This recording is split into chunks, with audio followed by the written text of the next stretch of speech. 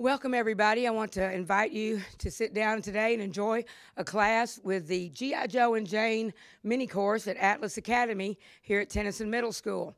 We have an opportunity this year to take a special 6 weeks look at what it is to be a patriot, to what it is to serve. And our students have been looking at what goes on a national level and what goes on a state level. And we're looking at not only what it is to welcome home our troops after war, but what it is to welcome them completely back home, look at unemployment rates, look at healthcare issues, and all of the other host of problems that may come along with transitioning from military life to civilian life. And I have a special friend here that I want to introduce. Nick Atkins last year as a 7th grader was watching TV one night, and he saw that we had a welcome home parade for our Iraq War veterans in Missouri. Sorry, we're supposed to take roll now. Whoops, but I don't ever miss roll. Sorry. Nick had an idea. If they can have a parade welcoming home Iraq War veterans in Missouri and they can have one in New York, why can't we have one in Texas? And he kept that idea throughout the summer and has ended up in my class again. And even though it was going to cost thousands of dollars to have a parade in Austin, we discovered that we can have a float in the Veterans Day Parade here in Waco coming up on November the 12th. And without further ado, this is the star of my show, Nick Atkins, and he's going to tell you a little bit about what's going on here today. We are honored to have Senator Brian Birdwell with us here today. Lieutenant Colonel Birdwell served in the United States Army from 1984 until 2004. He was awarded the Bronze Star for exceptional meritorious achievement and the Purple Heart. He is here today to talk about his military service and his work as co-chair of the Texas Senate Veterans Affairs Committee. Please join me in welcoming Senator Brian Birdwell. Thank you, Nick. Thank you, sir. Thank you. I appreciate that, Nick. Thank you. Thank you, Mrs. Duty, for the invitation to join you. You said that we were hot, but hopefully not too hot. I'll have to share a little bit of that story with you all so that that y'all understand the perspective from which I am speaking to y'all. It is a real treat to join you because it was a real treat to serve in the military. In fact, a lot of times folks will ask me, you know, what do you miss about it? And I said, you're absolutely right, I do miss it.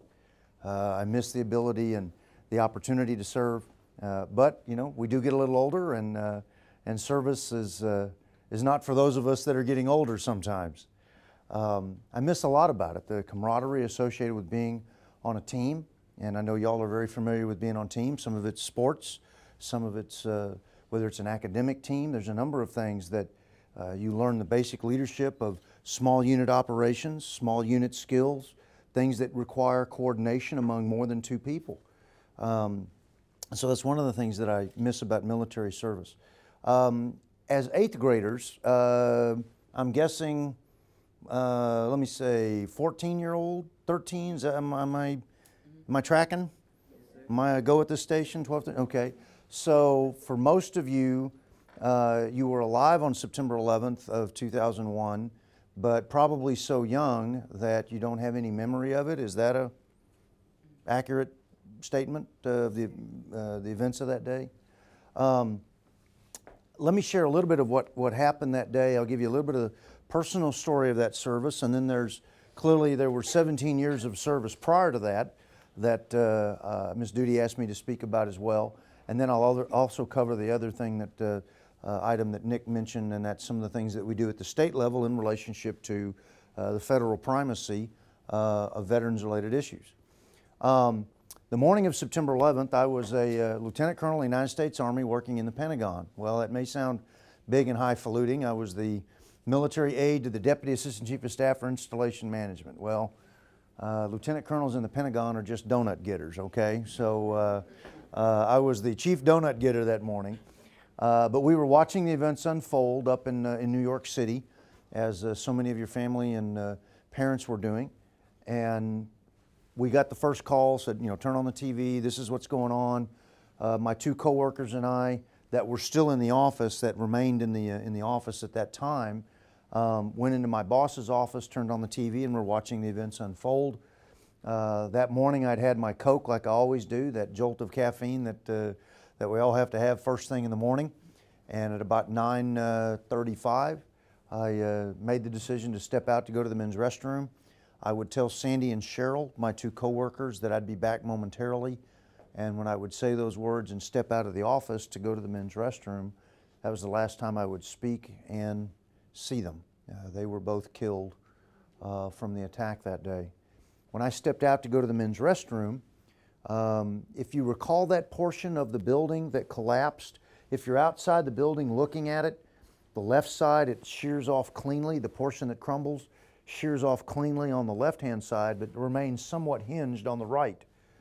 My office window was on the second floor in the E-ring, which is the outermost ring that received the initial penetration of the aircraft.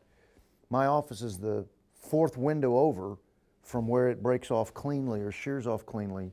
When I stepped out to go to the men's restroom, I walked through what would collapse, went to the men's restroom, and I'm about to, when I come out of the men's restroom, I'm about to come back through the part that actually collapses.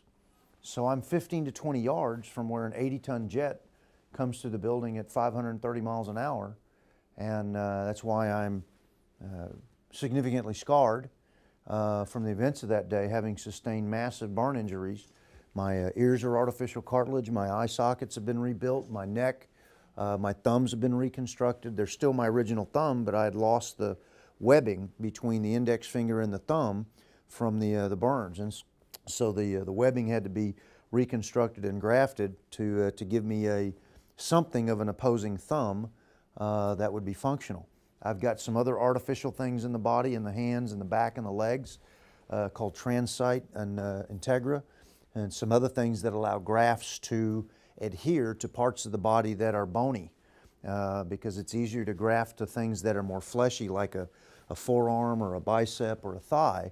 But in the knees or the feet or the back of the hands, things where there's very little flesh between the skin and the bone, I have some of those artificial things that allow the grafts to adhere, take, and keep me sealed as a body. My skin is now sealed, although it's significantly scarred.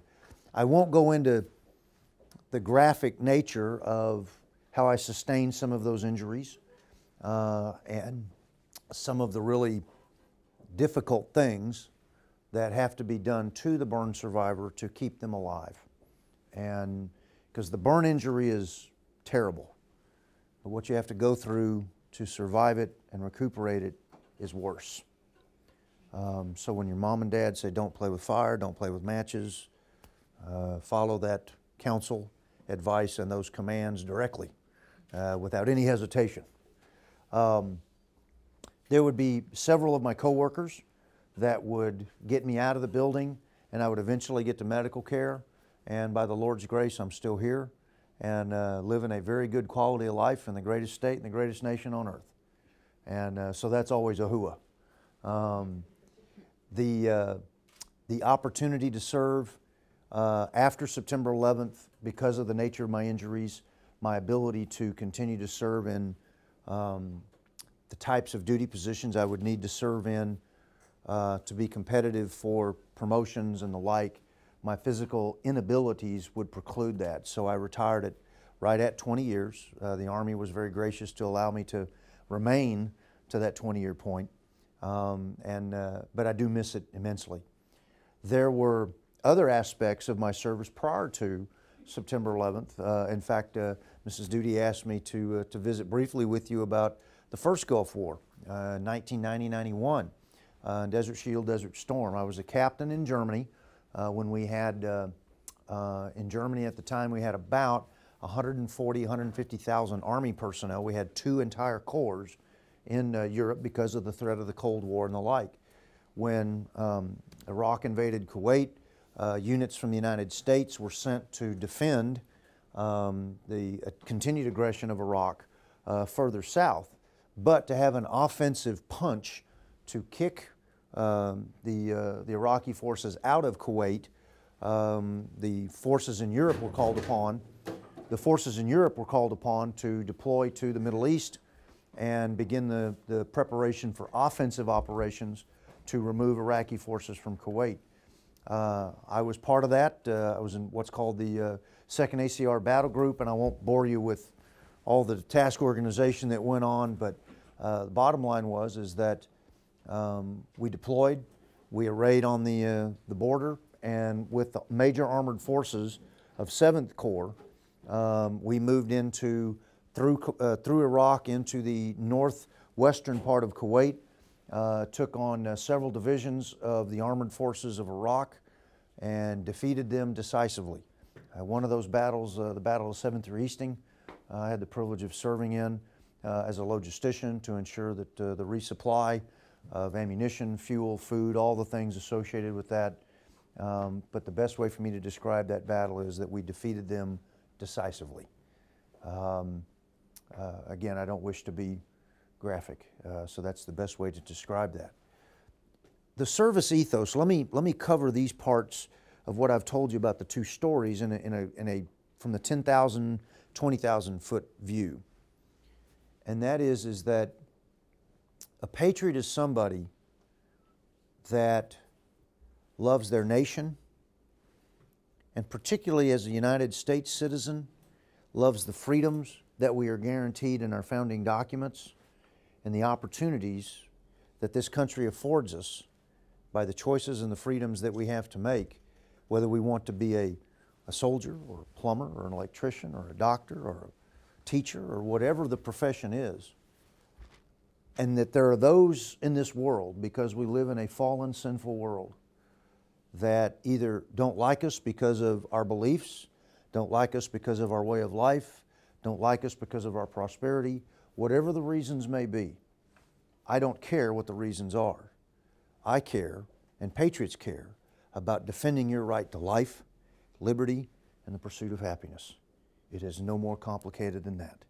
And because freedom always has to be defended in every generation, exactly as President Reagan said, it doesn't pass, freedom doesn't pass in the bloodstream.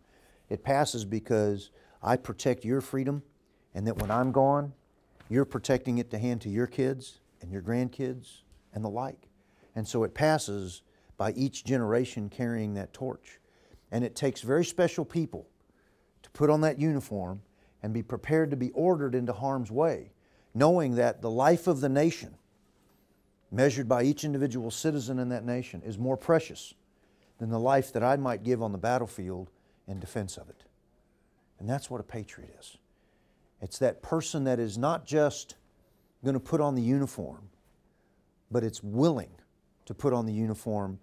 It's not whether you earned a Purple Heart or not, it's you were willing to be prepared to earn a Purple Heart by virtue of signing up for that duty.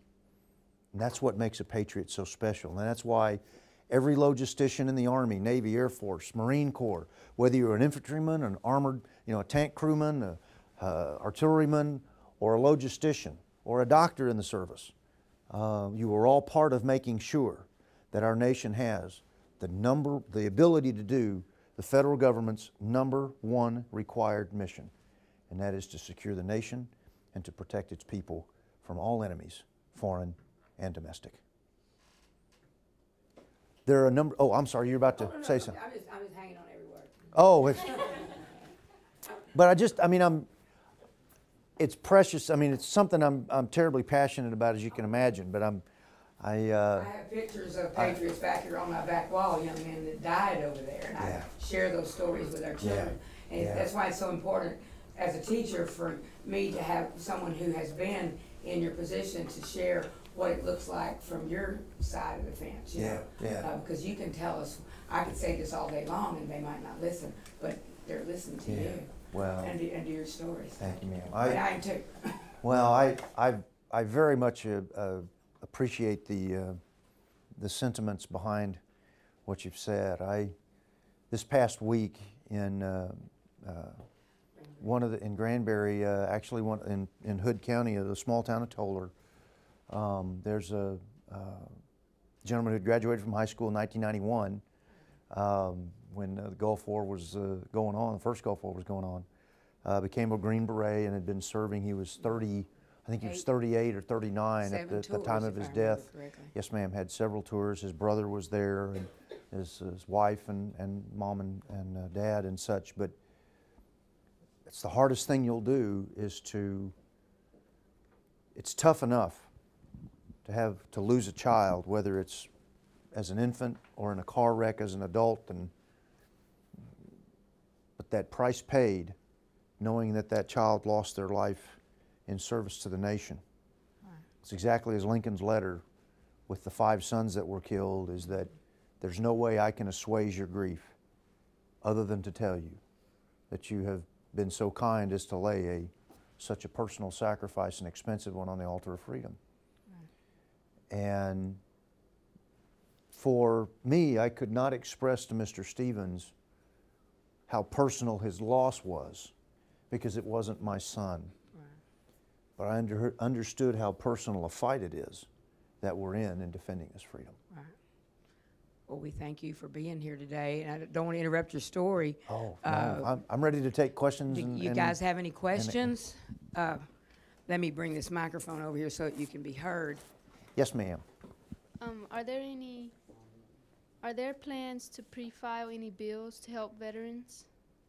We're doing, in the interim session, we are studying some issues associated with how can the state assist veterans that are discharged and either have medical concerns that are going to last for their lifetime, and then also employment issues associated with returning veterans coming back and making sure that we have the best available business climate to ensure that we can get disabled veterans or non-disabled veterans returned back into civilian life as our Army forces are drawing down. As to pre-filing those, I don't think there's a plan to pre-file something yet. Senator Van de Putte, who is the chair of Veterans Affairs, I have the privilege of being her vice chair. We've studied a number of these things. Most of what we're looking at is how we can assist the federal government with some of that transition, but then make sure that the state business climate and employers, we're making sure that we maximize getting those folks linked together. Will that be a bill that we pre-file? I don't know what that's going to look like. I don't think there'll be a pre-file, but we'll see if any of the other committee members file something.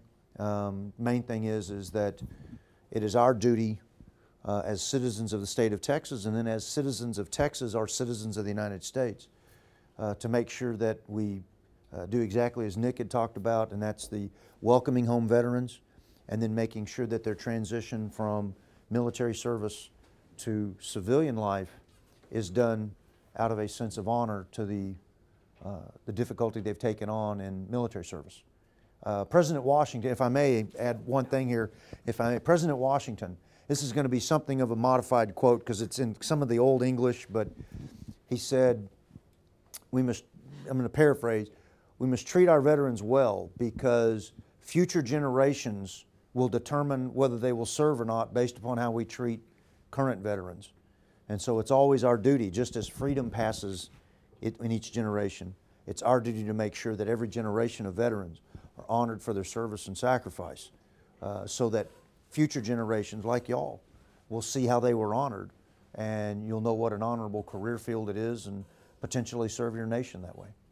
You know, Teddy Roosevelt said something very similar to that a guy that was willing to serve his country and lay down his life, or being willing to do that, was certainly worthy of a square deal when he got home. Yeah. I'm not sure where he made that speech, but I have it on my wall. Yeah. We have another question here. Yes, ma'am. Yes, ma'am. Or comment. I'm not sure what it said. Sure. Researching my History Fair project, which is this year, Women in World War II, and how women in the military have progressed since World War II, I learned that a woman is 3 times as likely to get raped if she is in the military versus in civilian life. Can you talk to me about that? No, I know there's been some studies done at the federal level associated with violence against women in the service, but as to specific details, I couldn't do that.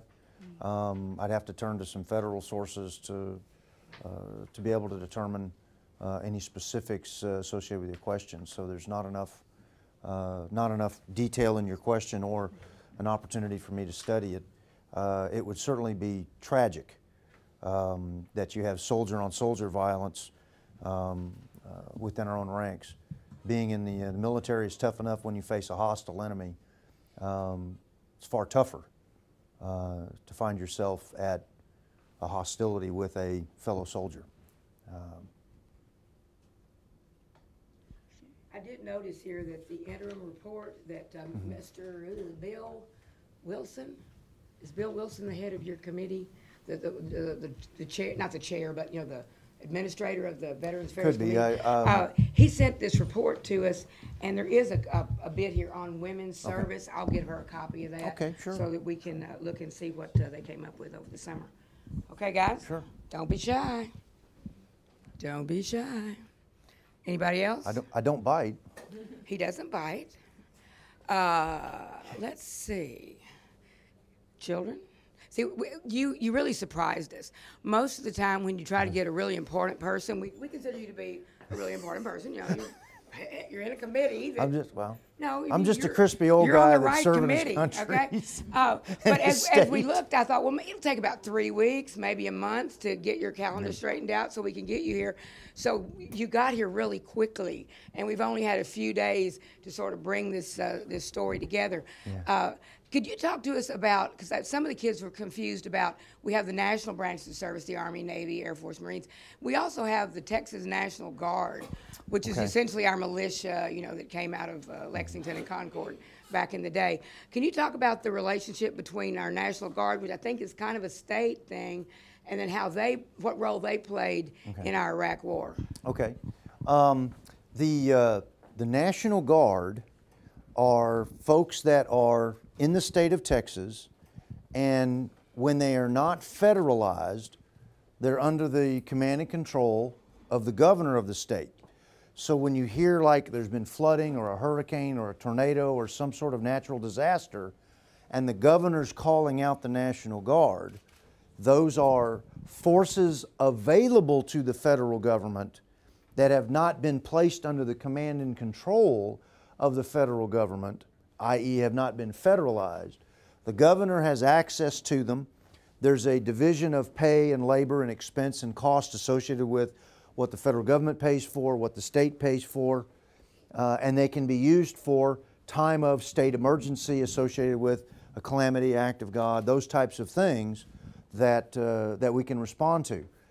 However, they're also available to be federalized if the president issues a call-up order, and based upon the force structure that we have with only 10 divisions right now in the active forces that are under federal control all the time, the major component of the state, or the Texas National Guard, is the 36th Infantry Division. It is a division, and I won't bore you with brigades, divisions, corps, and all the like, but that division is available for the nation to say, we need you, or a brigade entity of that division to be deployed. And so there have been aspects of the 36th Infantry Division that either the division headquarters is deployed or separate brigades have deployed overseas, whether it be to Afghanistan, Iraq, or other places where the federal government has said, hey, we need additional military forces beyond what is our force structure of the active service. You have a presidential issued call-up order. And so we've had folks from Texas that when they get called up, they go from being underneath the governor's authority. The governor then essentially provides those guard forces to the federal government, and they're now serving a federal mission and will be deployed overseas or stateside or wherever the federal authorities decide to place them. But they're taken from the state control, given to federal, and then when their time of federalization is over with, they return back to Texas. And those folks are your neighbors here in Waco or McLennan County or even other counties around us that police officers, firemen, teachers, that one day they're in their classroom and then the next day, based upon their guard status, could get deployed and be gone for 4, 5, 6 months. And that's part of the reception of bringing those men and women that have served for a period of 6 months, a year, whatever it may be, back to their communities that they deployed from. So that's the relationship between National Guard folks that you have here in the state of Texas that when they're not federalized, you'll see on a day-to-day basis. But once they're federalized and given that national mission, they will depart their communities and then return when that mission is over with, or that time of deployment is over with. Yes, ma'am. Nick, you got a question? Yes, sir. We've been studying and we looked up the unemployment rate of veterans. We found numbers that were all over the place. But the average number we found was around 12.3. Yeah. Do you It's have in the 12-16% bracket.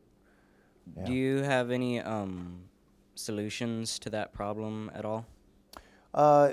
One of the things we're trying to do is make sure that we have a good employer and veteran matchup, particularly in the communities that are closest to our military installations, you know, Fort Hood, Fort Bliss, other places, whether that's Army, Air Force, Navy. The other thing is the Texas Veterans Commission is the state veterans agency that is the liaison with our federal authorities and also works with what's called the Texas Workforce Commission to ensure that where we have people that are businessmen and women that are saying, I have jobs available and I'm looking for either a veteran or a veteran preference could be executed with that job application, is to do that marrying up as quickly as we can to make sure that we get veteran and employer linked up. Because one of the great things about hiring veterans is you're going to get a great work ethic. You're going to get somebody that will be dedicated to the duties that you've given them. There's just a great, hiring a veteran isn't just the right thing to do from a business perspective because I'm demonstrating my patriotism by hiring somebody who served. But you're going to get a great employee when you hire a veteran because of the nature of the work ethic. There's not a lot of whining and complaining and sniveling that goes on in the United States Army because we just don't suffer that much very well. And employers like that. I got a buddy of mine that we were lieutenants together at Fort Riley. He's now a vice president out in California for a railroad company. And he says he looks for veterans all the time because they'll show up for work when you tell them, whether it's at 5 o'clock in the morning, 7 o'clock in the morning, you know, or midnight when work starts. So we want to get veterans linked up to employers. One of the challenges that we're having a hard time with is those that have disabilities. Based upon the type of disability, it's harder to get them linked to a job and a career that is self-sustaining by virtue of either the continuing treatment of the disability, even though they're civilians now, and VA may be treating it, so there's a lag, and sometimes based upon the disability, or what are the types of employment that that veteran can do with that disability. So that's a challenge that is actually the hardest part of the answer to your question. Of those veterans that are disabled, they're the hardest to place by virtue of what's the type of disability and what's the type of work that they can do with that disability. Anybody else? Yes, ma'am. Oh, here we go. Yeah, yeah. Oh, One right next to you. There you go. Yeah. Going on to his question, do you think veterans have a higher rate of homeless instead of regular? The cultural norm is that we've got veterans that are homeless. Let me just tell you something. There is a great difficulty in leaving a functional nation, going into another country and having to, and let me just use this term directly, wallow in a dysfunctional society where people are going to try to kill you. To go live that experience and come home and wash that away is exceedingly difficult. I don't know how to put it any other way for you. I think most Americans understand that. If I put you in a very hostile environment where life or death circumstances, the cultural norms of where you are highly different than what we have as our cultural norms here in the United States, send you off to that for a year and come back, you're not going to come back the same person. And so making sure we never have a veteran that's homeless, making sure we have veterans that are having their medical needs or mental health needs met is something that's very important to me.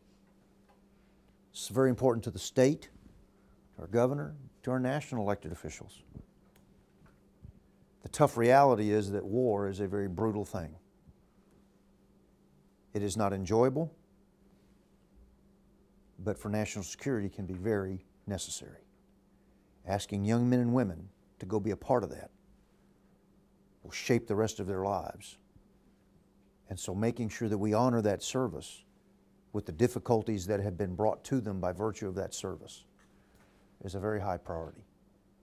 Solving it is far more difficult than making it a high priority. I hope that's a great question, and I hope I answered it at a. We'll talk about it some more in class. I think we have another question over here. No, wait a minute, you get two? Now come on, doesn't it?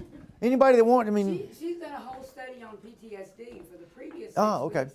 okay. Coming into here, she has been working on PTSD treatment with our returning veterans, and she's got quite a background of study. I'm just really honored to have you in my class. Well, it sounds like you should have given me some homework before we came here. So.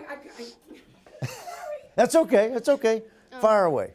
The number of military suicides have increased majorly in the past couple years. Why do you think this is happening? I think it's actually, I don't know if it's just over the last 2 years. I think the answer to your question is very similar to the answer to his. The difficult nature of stepping into a combat zone is exceedingly difficult. And that's why when that veteran comes home, be he wounded or not physically, he is going to live that experience, whether it was a year, 6 months in theater, whatever it may be, and you want to make sure that that reception, when you bring that soldier back, knows that he is valued, he or she is valued, loved, respected, and you want to make sure that their transition back into a normal functioning society is as successful as we can possibly make it to ensure that we don't have the suicides. Why people decide to commit suicide can vary over many reasons. We do have suicide within the civilian population, obviously, but the military is much higher, and I think the bulk of it resides in the stress factor between living in a functioning society as the United States is and being in a combat zone. Those stress differences are the reason I think those suicides are so high. That stress difference does not excuse it. It doesn't mean that we don't have a responsibility to not do something about it. We do. We do have a responsibility to make sure that in receiving that veteran back, that we have provided as much opportunity to make that transition from dysfunctional society in a combat zone to a functional society where they're self-sustaining, employed, working, the self-valuation and self-esteem that comes from, I not only served, but I came home and I'm running a business, or I'm doing A, B, C, D, E, F, G, raising a family and teaching that next generation to love their country as much as I love mine. That's what the objective is. And every suicide is a reflection that we failed that young man or woman to do the best that we possibly could. But it's that difference between a combat zone and a functioning society and the stresses that they come with that. Anybody else? Well, Senator Birdwell, on the way down here, we laughed about going to math class. Somebody mentioned something I didn't about laugh. math. I took it seriously I know. when Well, you said I take math. it seriously too. You know. That's why I'm going to ask you this question. And it's not, these kids have been studying math, and we know sometimes government math is a little bit different from private sector math, but we know that they're shouldn't be. We've got lots of budget cuts that have come down the pike that have affected public education and affected health care decisions that we make as a state. Where are you, having a son that served, I know that my priority is to keep the promises that we made to these young people. I've helped bury boys too. I was not at that service you were at the other day, but Lieutenant Colonel Tisdale, his service down at Bryan College Station, I presented that Gold Star flag to that mother. I presented a Gold Star flag to Wade Wilson's mom there in Centerville. It's a tough, tough thing to sit there and see that price that they paid. But we got to remember all these guys that came home, they paid a price too. So as we look at health care in the state of Texas and what the mental health professionals can do here, what kind of commitment are we going to make sure that as the axe falls, that we take care of our guys that were willing to die for us and our girls?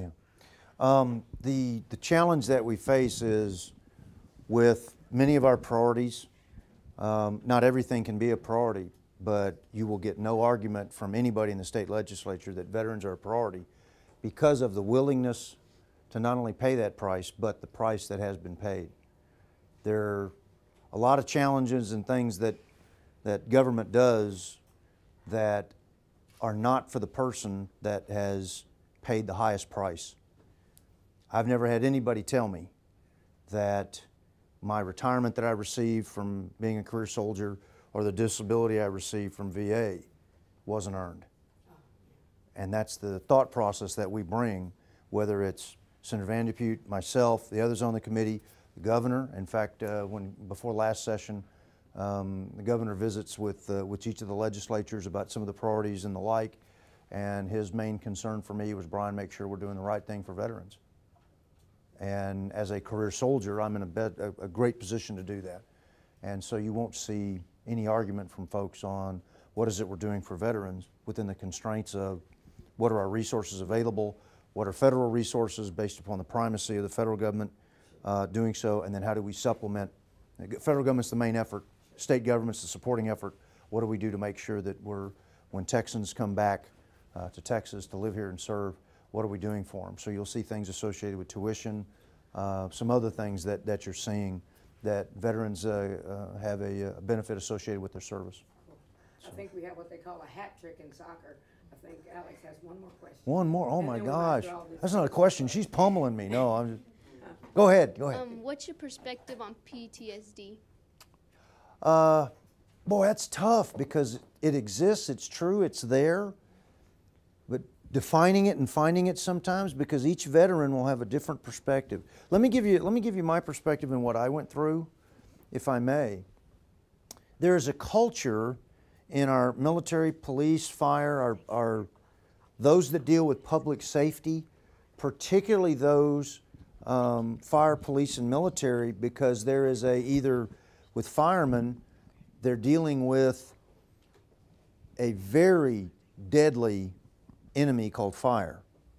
I mean, let me just tell you, having gone through what I've gone through in the months in a burn center, there's a tremendous amount of respect for firemen in my heart and mind. With police and military, those two types of public service, potentially to protect life, have to take it. As sinful a world as we live in, that is not a natural act to have to do so. So it is serious, serious type of duty, just as being a fireman is.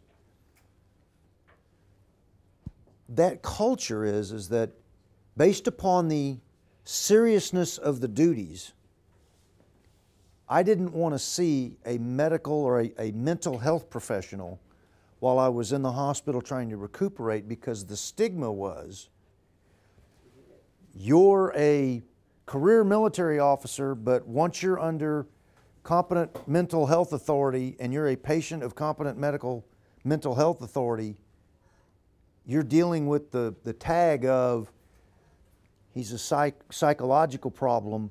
Because we're dealing with public safety, I can't take the risk of having somebody that's under psychological care to be out on the street, whether it's as a police officer, fireman, or a military person, because in some cases I've issued them a weapon, i.e. the police and the military, and with a fireman, they're dealing with a very difficult challenge of saving life in one of the most ghastly ways to lose your life.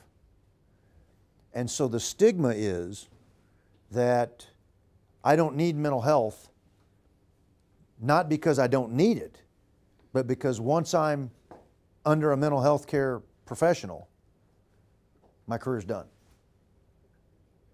And there's been a huge turn in the Army, and I know, I'm sure the Marine Corps, Navy, Air Force as well.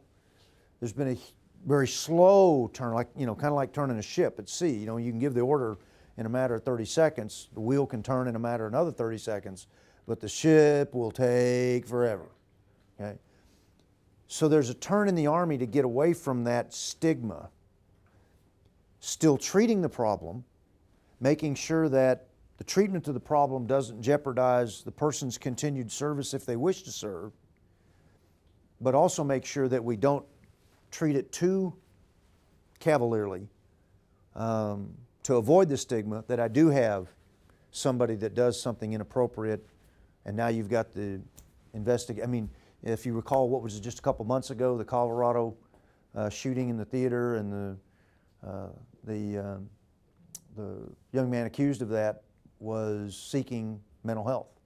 And now the mental health care folks in Colorado are going through an investigation associated with what did you know, when did you know it, what did you do about it.